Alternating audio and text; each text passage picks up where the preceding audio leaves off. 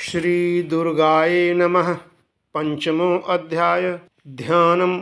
ओं घंटाशूलहलानि शंखमुसले चक्रं धनुः सायकं हस्ताब्जैर्दधतीं घनान्तविलसच्छीतांशुतुल्यप्रभां गौरीदेहसमुद्भवां त्रिजगतामाधारभूतं महापूर्वामत् सरस्वती मनु भजे शुंभादिदैत्यार्दिनी। इस अध्याय में देवताओं के द्वारा देवी की स्तुति, चंडमुंड के मुख से अंबिका के रूप की प्रशंसा सुनकर शुंभ का उनके पास दूत भेजना और दूत का निराश लौटना।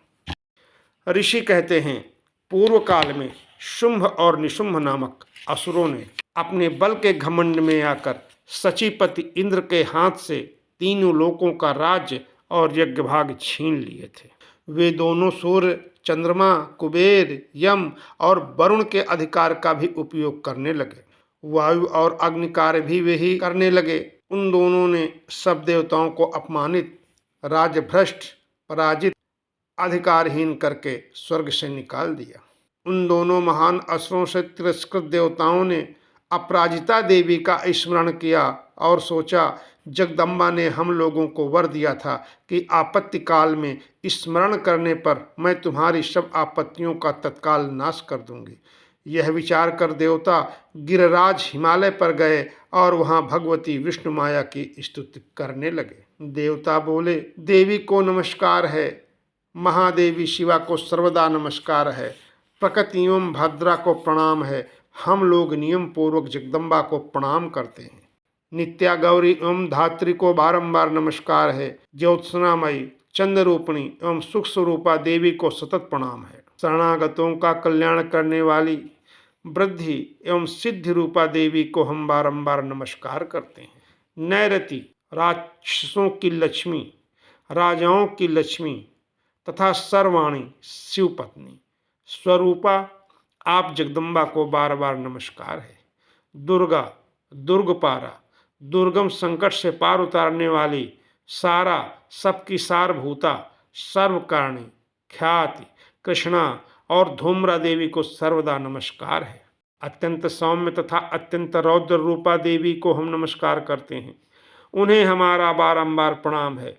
जगत की आधारभूता कृत देवी को बारंबार नमस्कार है।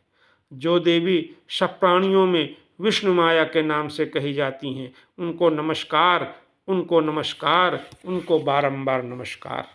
जो देवी सब प्राणियों में चेतना कहलाती हैं, उनको नमस्कार, उनको नमस्कार, उनको बारंबार नमस्कार है। जो देवी सब प्राणियों में बुद्धि रूप से स्थित हैं, उनको नमस्कार, उनको नमस्कार, उनको बारंबार नमस्कार। जो देवी सब प्राणियों में निद्रा रूप से स्थित हैं, उनको नमस्कार, उनको नमस्कार, उनको बारंबार नमस्कार।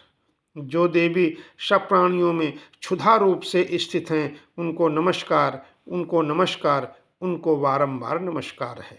जो देवी सब प्राणियों में छाया रूप से स्थित हैं, उनको नमस्कार, उनको नमस्कार, उनको बारंबार नमस्कार है।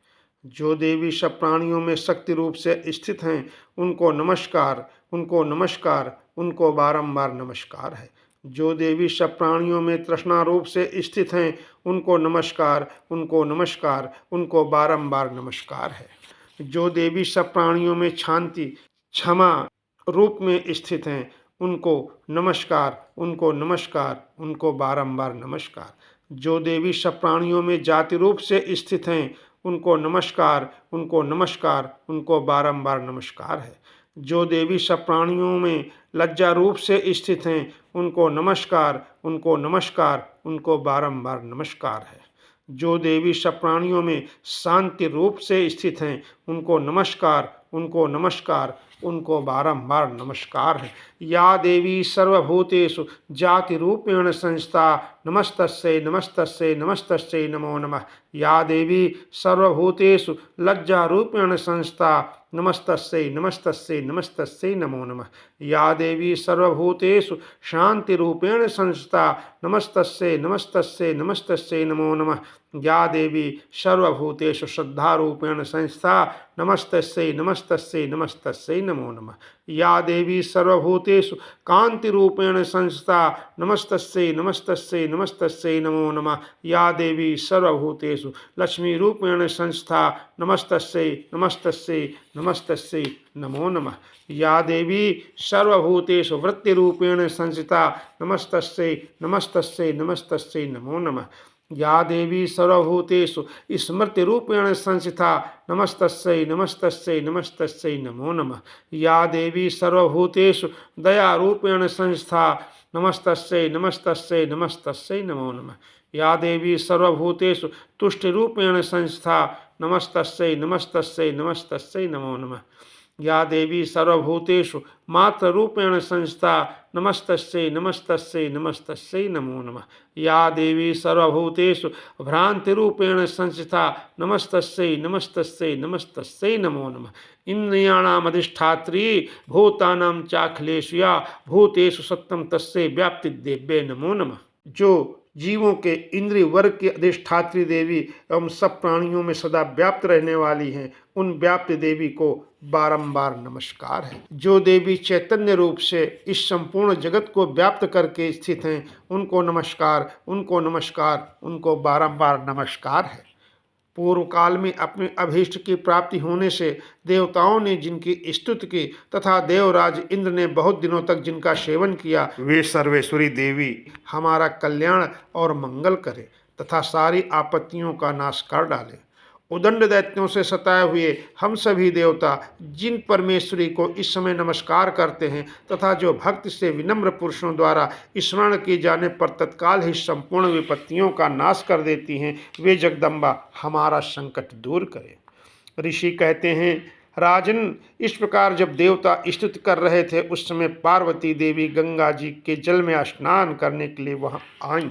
उन सुंदर भावों वाली भगवती ने देवताओं से पूछा, आप लोग यहाँ किसकी स्तुति करते हैं? तब उन्हीं के शरीर कोश से प्रकट हुई शिवा देवी बोली, शुंभ दैत्य से तिरस्कृत और युद्ध में निशुंभ से पराजित हो यहाँ एकत्रित हुए समस्त देवता मेरी ही स्तुति कर रहे हैं। पार्वती जी के शरीर कोश से अंबिका का प्रादुर्भाव हुआ था, इसलिए वे समस्त लोकों में कौशिकी कही जाती हैं। कौशिकी के प्रकट होने के बाद पार्वती देवी का शरीर काले रंग का हो गया, अतः वे हिमालय पर रहने वाली कालिका देवी के नाम से विख्यात हुईं। तदंतर शुंभ निशुंभ के भृत्य चंडमुंड वहां आए और उन्होंने परम मनोहर रूप धारण करने वाली अंबिका देवी को देखा। फिर वे शुंभ के पास जाकर बोले, महाराज, एक अत्यंत मनोहर स्त्री है जो अपनी दिव्य कांत से हिमालय को प्रकाशित कर रही है। वैसा उत्तम रूप कहीं किसी ने भी नहीं देखा होगा। असुरेश्वर, पता लगाइए वह देवी कौन है और उसे ले लीजिए।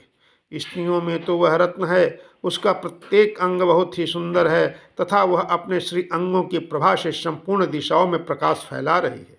दैत्यराज, अभी वह हिमालय पर ही मौजूद है, आप उसे देख सकते हैं। प्रभु, तीनों लोकों में मणि, हाथी और घोड़े आदि जितने भी रत्न हैं, वे सब इस समय आपके घर में शोभा पाते हैं। हाथियों में रत्नभूत ऐरावत, यह पारिजात का वृक्ष और यह उच्चश्रवा घोड़ा, ये सब आपने इंद्र से ले लिया है। हंसों से जुता हुआ यह विमान भी आपके आंगन में शोभा पाता है। यह रत्नभूत अद्भुत विमान जो पहले ब्रह्मा जी के पास था, अब आपके पास लाया गया है। यह महापद्म नामक निधि आप कुबेर से छीन लाए हैं। समुद्र ने भी आपको किंजलकिनी नाम की माला भेंट की है जो केसरों से सुशोभित है और जिसके कमल कभी कुम्हलाते नहीं हैं। स्वर्ण की वर्षा करने वाला वरुण का छत्र भी आपके घर में शोभा पाता है। तथा यह श्रेष्ठ रथ जो पहले प्रजापति के अधिकार में था, अब आपके पास मौजूद है। दैत्येश्वर, मृत्यु की उत्क्रांतिदा नाम वाली शक्ति भी आपने छीन ली है। तथा वरुण का पाश और समुद्र में होने वाले सब प्रकार के रत्न आपके भाई निशुंभ के अधिकार में हैं। अग्नि ने भी स्वतः शुद्ध किए हुए 2 वस्त्र आपकी सेवा में अर्पित किए हैं। दैत्यराज, इस प्रकार सभी रत्न आपने एकत्र कर लिए हैं। फिर जो यह स्त्रियों में रत्न रूप कल्याणमयी देवी है, इसे आप क्यों नहीं अपने अधिकार में कर लेते? ऋषि कहते हैं, चंडमुंड का यह वचन सुनकर शुंभ ने महादैत्य सुग्रीव को दूत बनाकर देवी के पास भेजा और कहा, तुम मेरी आज्ञा से उसके सामने ये बातें कहना और ऐसा उपाय करना जिससे प्रसन्न होकर वह शीघ्र ही यहाँ आ जाए। वह दूत पर्वत के अत्यंत रमणीय प्रदेश में जहाँ देवी मौजूद थी गया और मधुर वाणी से कोमल वचन बोला। दूत बोला, देवी, दैत्यराज शुंभ इस समय तीनों लोकों के परमेश्वर हैं। मैं उन्हीं का भेजा हुआ दूत हूँ और यहाँ तुम्हारे ही पास आया हूँ। उनकी आज्ञा सदा सब देवता एक स्वर से मानते हैं, कोई उसका उल्लंघन नहीं कर सकता। वे संपूर्ण देवताओं को परास्त कर चुके हैं। उन्होंने तुम्हारे लिए जो संदेश दिया है उसे सुनो। संपूर्ण त्रिलोकी मेरे अधिकार में है, देवता भी मेरी आज्ञा के अधीन चलते हैं। संपूर्ण यज्ञों के भागों को मैं ही पृथक पृथक भोगता हूँ। तीनों लोकों में जितने श्रेष्ठ रत्न हैं वे सब मेरे अधिकार में हैं। देवराज इंद्र का वाहन ऐरावत जो हाथियों में रत्न के समान है मैंने छीन लिया है। क्षीर सागर का मंथन करने से जो अश्वरत्न उच्च श्रवा प्रकट हुआ था उसे देवताओं ने मेरे पैरों पर पड़कर समर्पित किया। सुंदरी, उसके सिवा और भी जितने रत्नभूत पदार्थ देवताओं, गंधर्वों और नागों के पास थे वे सब मेरे ही पास आ गए हैं। देवी, हम लोग तुम्हें संसार की स्त्रियों में रत्न मानते हैं, अतः तुम हमारे पास आ जाओ, क्योंकि रत्नों का उपयोग करने वाले हम ही हैं। चंचल कटाक्षों वाली सुंदरी, तुम मेरी या मेरे भाई महापराक्रमी निशुंभ की सेवा में आ जाओ, क्योंकि तुम रत्न स्वरूपा हो। मेरा वर्ण करने से तुम्हें तुलना रहित महान ऐश्वर्य की प्राप्ति होगी। अपनी बुद्धि से यह विचार कर तुम मेरी पत्नी बन जाओ। ऋषि कहते हैं, दूत के यूं कहने पर कल्याणमयी भगवती दुर्गा देवी जो इस जगत को धारण करती हैं, मन ही मन गंभीर भाव से मुस्कुराईं और इस प्रकार बोली। देवी ने कहा, दूत, तुमने सत्य कहा है, इसमें तनिक भी मिथ्या नहीं है। शुंभ तीनों लोकों का स्वामी है और निशुंभ भी उसी के समान पराक्रमी है, किंतु इस विषय में मैंने जो प्रतिज्ञा कर ली है उसे मैं कैसे मिथ्या करूं।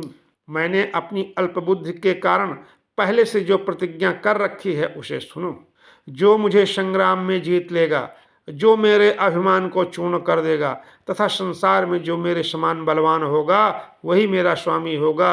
इसलिए शुंभ अथवा महादैत्य निशुंभ स्वयं ही यहाँ पधारें और मुझे जीतकर शीघ्र ही मेरा पाणी ग्रहण कर लें। इसमें विलंब की क्या आवश्यकता है। दूत बोला, देवी, तुम घमंड में भरी हो, मेरे सामने ऐसी बातें न करो। तीनों लोकों में कौन ऐसा पुरुष है जो शुंभ निशुंभ के सामने खड़ा हो सके। देवी, अन्य दैत्यों के सामने भी सारे देवता युद्ध में नहीं ठहर सकते, फिर तुम अकेली स्त्री होकर कैसे ठहर सकती हो। जिन शुंभ आदि दैत्यों के सामने इंद्र आदि सब देवता भी युद्ध में खड़े नहीं हुए, उनके सामने तुम स्त्री होकर कैसे आओगी। इसलिए तुम मेरे ही कहने से शुंभ निशुंभ के पास चली चलो। ऐसा करने से तुम्हारे गौरव की रक्षा होगी, अन्यथा जब वे केस पकड़कर घसीटेंगे तब तुम्हें अपनी प्रतिष्ठा खोकर जाना पड़ेगा। देवी ने कहा, तुम्हारा कहना ठीक है। शुंभ बलवान हैं और निशुंभ भी बड़े पराक्रमी हैं, किंतु क्या करूं, मैंने पहले बिना सोचे समझे प्रतिज्ञा कर ली है, अतः अब तुम जाओ। मैंने तुमसे जो कुछ कहा वह सब दैत्यराज से आदरपूर्वक कहना, फिर वे जो उचित जान पड़े करें। इस प्रकार यहाँ से दुर्गा सप्तशती का 5वां अध्याय समाप्त होता है। बोलो दुर्गा जी की जय।